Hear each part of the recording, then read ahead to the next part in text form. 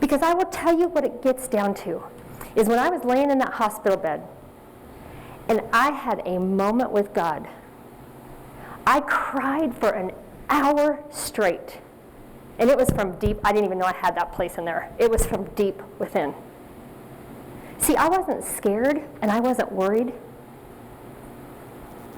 but I wanted God. Because that's all that matters. That's what this life is. This right here is marriage preparation for something greater than us. Our marriage is not about us. It's about God, it's about faith, and it's about family.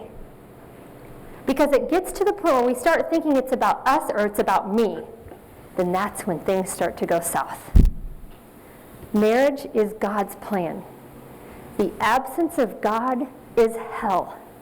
We have an opportunity to allow each other to experience a foretaste of heaven. But if it's like Greg and I, we made a living hell for each other because we didn't understand God's plan.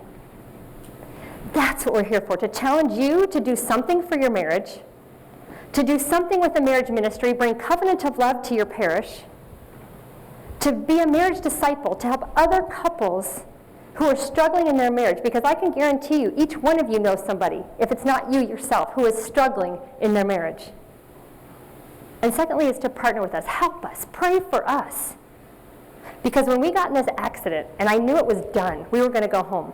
But my mom called to see how the kids were, and the girls were crying. Everybody was freaking out. And my mom said, your dad told me to tell you that if it takes him walking there and carrying every one of you on his back, you will continue this mission. That's how important it is. Because it's about the souls who you introduce to God. Period. That's what our marriages are about. Is leading each other to heaven, and every single person, including your children and everyone that you introduce yourself to, you are there to help them understand who God might be. That's our purpose. That's His plan for our life. We just have to ask Him to be a part. And ask Him like now. Don't wait any longer. It's not worth it. We don't have a lot of time. So where you want me to go back? I don't know. I didn't know where you went. It's on these rows. I'll tell you, and I'll sit back and I'll watch her. I'm like, oh my goodness. But any questions that you have, anything we talked about tonight, maybe anything that's plaguing you, the covenant to love, all those different things, any thoughts and questions from you? Don't let us off that easy. You weren't wrong, right? Hmm? You weren't wrong. Yeah, he said I wasn't wrong. Oh. I know, can you What imagine did he say when I was gone? Can you imagine when I wake up and say, you know, sweetheart, I really don't feel like going to work today. What do you think? And you can only imagine what comes from her. But so I get these little motivational speeches every day about why I need to be doing what I'm doing. Come on, I'm sure you got some questions. You This can would be say the it's first a friend place. of a friend, even. Well, you guys put this out, right? Yes. Could you go over that a little bit? I mean, is this implement the Great Marriage Challenge, implementing some of these things? Yeah, as Julie just mentioned, it is a challenge for you to do something for your marriage. We find many, many times the couples that we work with in our discipling, they don't do anything for the marriage. You know, we live in a society where, you know, if your vocation or profession is a priest or deacon, a doctor, an attorney or teacher, there's always some kind of continuing education that had to be satisfied on a yearly basis. Why? So that you can maintain your proficiency and stay sharp in your skills in that particular profession. But here in marriage, this vocation that we're called to live a lifetime, to death do us part, we have like the I do at the altar is supposed to take us to death do us part. And so in other words, we need to be doing continuing education for a marriage relationship. First of all, once every 6 months, do some kind of retreat or something for your marriage. If you don't already do it every month, you should be doing a date night where you're going out, just the two of you, no friends, no kids, and no talking about homework or schoolwork or retirement or anything like that, focusing on each other. And again, you know, staying in tune with each other, so to speak. But again, we find many couples are not doing that. So again, the first challenge is to do something for your marriage. In terms of the date night, and the second point in the challenge is coming together and collectively doing something in your parish. We have a ministry we created called Covenant of Love, probably 6, 7, 8 years ago now. And the reason being because when we were that hurting couple and when we turned to our parish, there wasn't anything to receive us. Not only was there nothing to receive us during the time of difficulty, but even going all the way back to the point after the I do at the altar, there was nothing in between to keep us educated and enriched. And then Julie and I, as we were living in Austin at the time, we started researching many of the Protestant churches in the area. And we were finding that the average Protestant church had anywhere between 7 to 10 ministries in one church focusing on a different aspect of marriage. And here we had the Catholic faith, the fullness of truth on marriage. Why don't we have this? Is a question we started asking ourselves.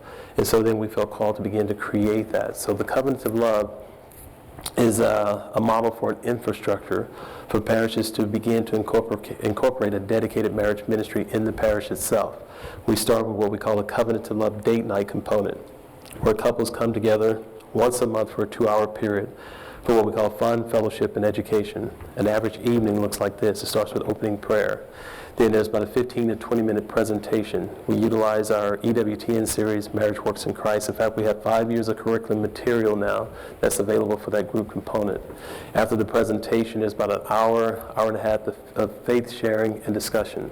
Then the couples themselves go out for their own private reflection, come back to the group for shared prayer, and just close out the evening in fellowship. And it is amazing how that simple process has not only been transforming lives of couples, but has been transforming parishes as well. And our promise to the pastors is that if they remain a partner with us, we will eventually have a program or service that's going to minister to the various ages and stages of the marriage life cycle. Our next program that we will be releasing is the Covenant of Love Marriage Disciples, taking what we have been utilizing in the last 14 and a half years of working with couples and beginning to work with 5 to 7 couples in a parish, training them to be there to receive those couples in times of difficulties. And then Covenant of Soulmates is another program we're working on, taking the teachings from John Paul II in Love and Responsibility and teaching young adults the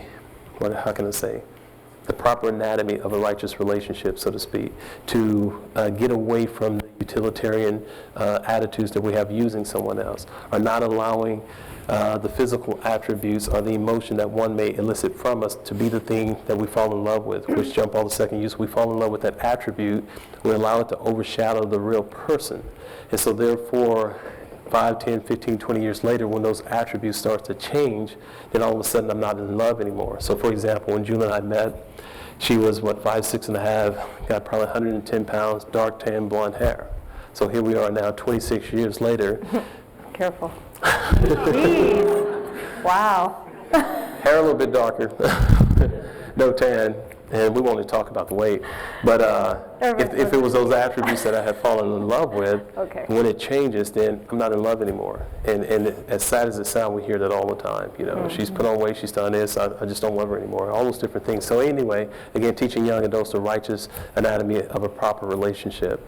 And so again, we will continue. Currently, we're partnering with other existing ministries after assessing the needs of the parish to say, okay, well, you need divorce care. Well, we have Rose Sweets program. You have financial issues and need that. Well, then we have Phil Linehan. You need a prayer series.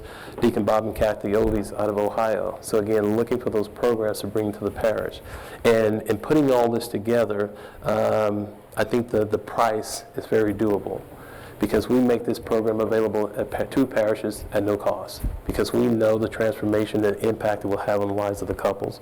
All we ask is that the pastor considers a donation back to the Alexander House in whatever way he feels, so that we can continue the work that we're doing and continue to have the personnel to be able to service these different areas. But again, we know the impact of what it has to bring. We currently have a Covenant to Love now in about 100 parishes across the nation, and the commentary is just incredible. I don't know if you get Ave Maria Radio, but Teresa Tamia was interviewing a couple, Dennis and Rose Wingfield, yesterday about the Covenant of Love in their area. They're in Livonia, Michigan, and they were speaking to the beauties that they have experienced in their faith community as a result. So again, just doing something. I think I covered it all. Have you been on a marriage encounter weekend? Yes, we went on a marriage encounter weekend, and unfortunately for us, it was an opportunity to really learn how to communicate what we didn't like about each other. Yeah, we were in trouble, so we should have been on retrobite. So yes, Yeah. And we still highly suggest couples attend marriage encounter, especially in the earlier years in a marriage relationship, because it does a great job of giving them a communication tool. A lot of times, as we experience couples, the first thing that starts to go is